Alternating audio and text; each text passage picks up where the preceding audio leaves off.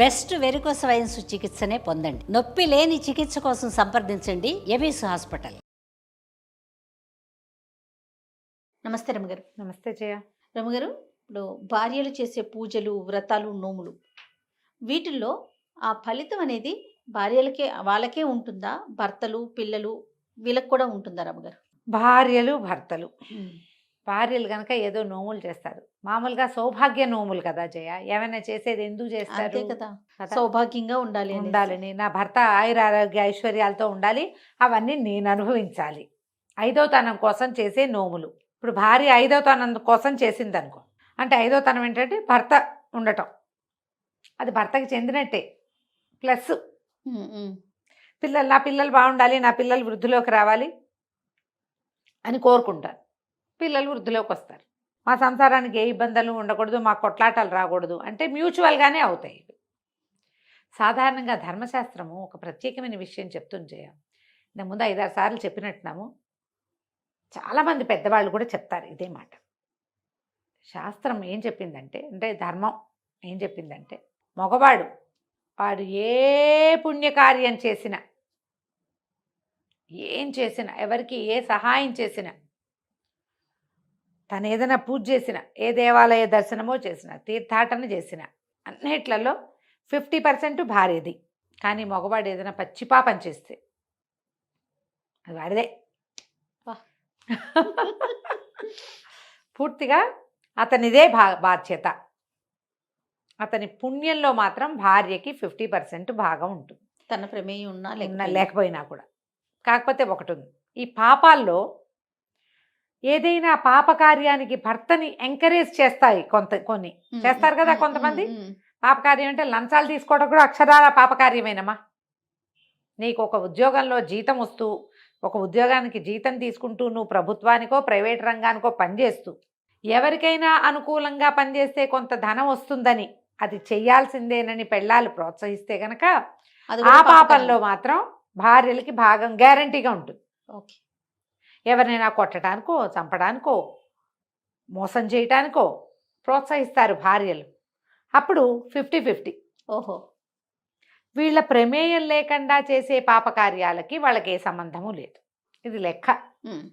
మనం ఒప్పుకోపో, అలా ఎలా ఉంటుంది, ఇలా ఒప్పుకోండి, మాకేం సంబంధం లేదు.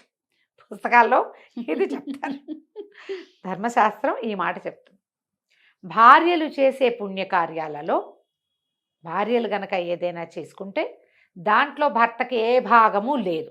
ఎందుకు ఉండు పాపం అనిపిస్తుంది కదా. మరి సమాన హక్కులు లేవని అడగట్లేదా మనం? అడుగుతున్నాం, అక్కడ హక్కులు అడిగాం, ఇక్కడ దీన్ని ఒప్పుకోవాలి. సరే, అలాగే భార్యలు పాపకార్యాలు చేశారనుకో, అది భర్తదే పూచి. సగమా ఫుల్లా? మొత్తం భార్య ఏదైనా తప్పు చేస్తే దాని పూచి భర్తది.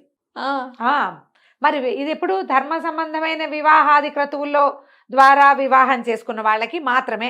ఓహో, మళ్ళీ మేమిద్దరం భార్య భర్త అనుకున్నాం, అక్కడెక్కడో చేసాం, గుళ్ళో పెళ్లి చేసేసుకున్నాం, దండలేసేసుకున్నాం, వీళ్ళకి కాదు.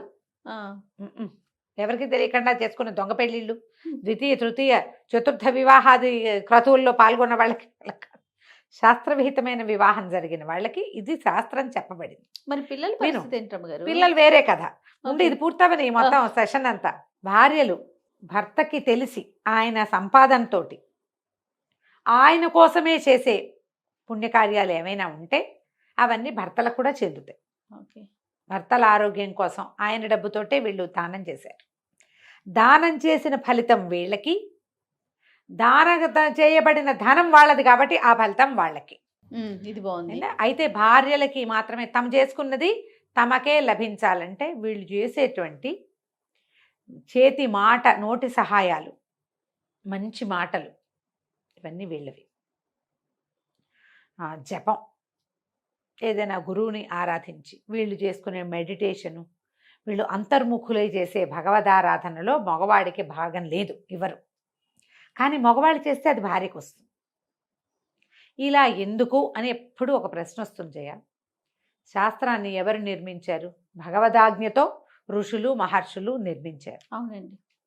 ఈ భగవదాజ్ఞతోటి నిర్మించబడిన సృష్టిలో మగవాడు కష్టపడి పనిచేసి భార్యను పోషించాలనే నియమం ఏర్పరిచారు. వివాహ క్రతువులో ఏం చెప్తారు? ధర్మేచ అర్థేచ కామేచ మోక్షేచ నాతి చరామి నాతి చరితవ్య అని చెప్పి ఏమైనా అతిచరించి ప్రవర్తించకు అని చెప్పి ఈ అమ్మాయిని అబ్బాయికి అప్పచెప్తారు. మగవాడికి ఆడదాన్ని అప్పచెప్తారు. పెళ్లిలో అప్పచెప్తే పోనీ ఇలా చెప్పలేదు, గాంధర్వ విధి వివాహం అని కూడా ఉంది కదా, ఆ మగవాడిని అనుసరించి ఆడది ఉంటుంది, ఆ అమ్మాయిని బాధ్యత మగవాడు తీసుకుంటాడు అనుకుందాం. ఎప్పుడైతే సంతానం దగ్గరకు వస్తుందో ఇంచుమించు ఆడది చచ్చి బతకాలి, ఒక జీవికి ప్రాణం పోయాలి. ఆ జీవి ఎవరు? ఈ మగవాడి వారసత్వం, ఇతని వంశాన్ని ముందుకు తీసుకెళ్ళేది. ఇంత మరణాసన్న స్థితికి కూడా ఒప్పుకున్నందుకు స్త్రీ జాతికి ధర్మశాస్త్రం ఇచ్చినటువంటి అవకాశం ఇది. మరణాసన్న స్థితికి ఒప్పుకున్నారు కదా. మరి ఇప్పుడు మనం ఆపరేషన్ చేసినా అదేమి చిన్నది కాదు, పైగా ఒక చిన్న ఇంతప్పటి నుంచి మొదలుపెట్టి అది ఇంత పెరిగి 4.5 కేజీలు పెరిగి దానికోసమని వీళ్ళు తినక సహించక ఓర్చుకుని ఈ బరువు మెళ్ళో కట్టుకుని అడ్డకాళ్ళు పడిపోతాయి జయ. చాలామంది ఇట్లా కాళ్ళు పక్కకి వెళ్ళిపోతాయి, నడవలేరు, తినలేరు, కూర్చోలేరు, పడుకోలేరు. ఇదంతా చివరికి మగవాడి ఇంటి పేరు నలుసు కోసం కదా. అందుకని స్త్రీకి ఈ అవకాశం ఇచ్చింది శాస్త్రము. సమంజసమే రమ్మగారు కదా. ఎందుకు రమ్మగారు పాపం వాళ్ళు అనకూడదు, సమంజసం. ఇప్పుడు శాస్త్రం ఇట్లా చెప్పింది. క్రమంగా ఎలా అవుతుందంటే జయ, ఏదైనా సరే రోజులు గడిచే కొద్దికి ప్రతిదానికి అమెండ్మెంట్స్ వస్తాయి. ఒకటి తర్వాత వీళ్ళు మనని మించిపోతున్నారనిపించినప్పుడు వాళ్ళని వంచి ఉంచాలనే భావన వస్తుంది. వాళ్ళని ఎక్కడ లొంగదీయగలరో అక్కడ లొంగదీస్తారు, ఎక్కడ అణిచేయగలరో అక్కడ అణిచేందుకు ప్రయత్నం చేస్తారు. ఒక బలవంతుడు ఒక బలహీనుణ్ణి అణచడానికి చాలా అవకాశాలు లభిస్తాయి. అట్లా స్త్రీలు అణగదొక్కబడ్డారు. దీనికి అనేక రకమైన సాంఘిక నైతిక కారణాలు ఏర్పడ్డాయి. వేరే జాతుల వాళ్ళు ఇన్వేషన్స్ వచ్చి వాళ్ళొచ్చి వీళ్ళొచ్చి వాళ్ళతోటి ఈ ఆడవాళ్ళకి చాలా సమస్యలు అయ్యి క్రమంగా వీళ్ళని వంటింటి కుందేళ్లుగా చేశారు. ఈ కుందేళ్లుగా ఉన్న వాళ్ళు కూడా అన్నప్పుడు కుందేళ్లుగా ఏం లేరు, ఇందులో గట్టి వాళ్ళు కూడా ఉన్నారు, ఇందులో గట్టి వాళ్ళు కూడా ఉన్నారు. సాంఘికంగా లోక సహజంగా సోషలైజ్డ్గా ఆడవాళ్ళని నొక్కి అణగార్చి ఉంచటమే ఒక కాలపు నియమంగా కొన్ని వందల సంవత్సరాలు అలా గడిచిపోయింది. అయినా కూడా వివాహాలు, సంతానము, ఓ అమ్మాయి చనిపోతే కోడలు చనిపోతే ఇంకో కోడలు తెచ్చుకోవడం, భార్య చనిపోతే ఇంకో భార్యను తెచ్చుకో, అవన్నీ నడిచేవి. అవును, నడిచేవి. కానీ శాస్త్రం ఎప్పుడు మారలేదమ్మా. అలానే ఉంది. మనకి తెలియకుండా అంటే ఇది మన వెనకాల జరిగే క్రియ కదా. నీకు పుణ్యం వచ్చిందా పాపం వచ్చిందా, ఎవరికి బదలాయింపు జరిగింది, అవంతా కనపడేవి కాదు, ఒట్టి మాట్లాడుకునే విషయాలు ఇవి. అవును, కనపడకపోవటంతో నమ్మని వాళ్ళు ఎక్కువయ్యారు. ఏదైనా మనం కనిపిస్తేనే కదా జయ నమ్ముతాము. అంతేగా రమ్మగారు. అంతేగా. కానీ శాస్త్రం ఉందనేది ఉందిగా రమ్మగారు, ఉన్నది. ఇప్పుడు దీన్ని ఈ ప్రూఫ్ని నమ్మడానికి ఏది ప్రూవ్ చేసి చూపి అంటారు.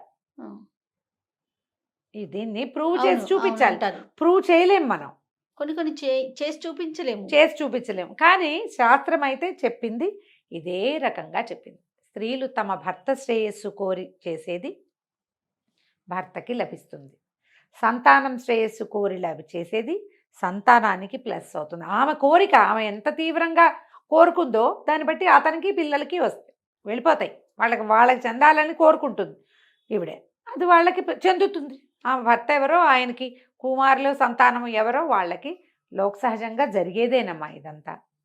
కానీ ఎప్పుడు ఈ ప్రశ్న వస్తుంది, మగవాళ్ళ పుణ్యంలోనే స్త్రీలకి భాగం కానీ పాపంలో సాధారణంగా భాగం ఉండదు.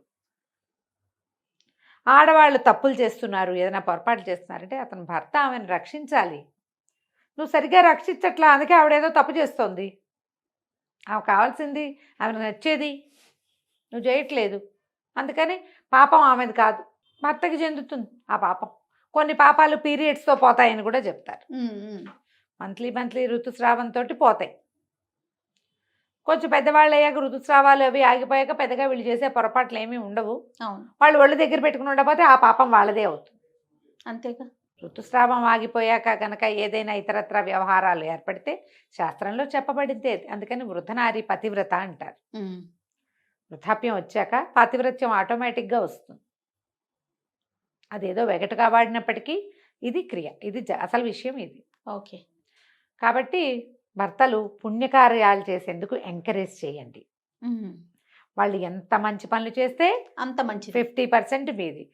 చెడ్డ పనులు చేయడానికి ప్రోత్సహించకండి. యెస్. సాధ్యమైనంత ఆపడానికి ట్రై చేయండి. మీరు అందులో పాలు పంచుకోకండి. అప్పుడు మీ పుణ్యం ఎక్కడికి పోదమ్మా, అన్నీ మనకు రావాల్సినవి వస్తాయి. నమస్తే. నమస్తే జయ.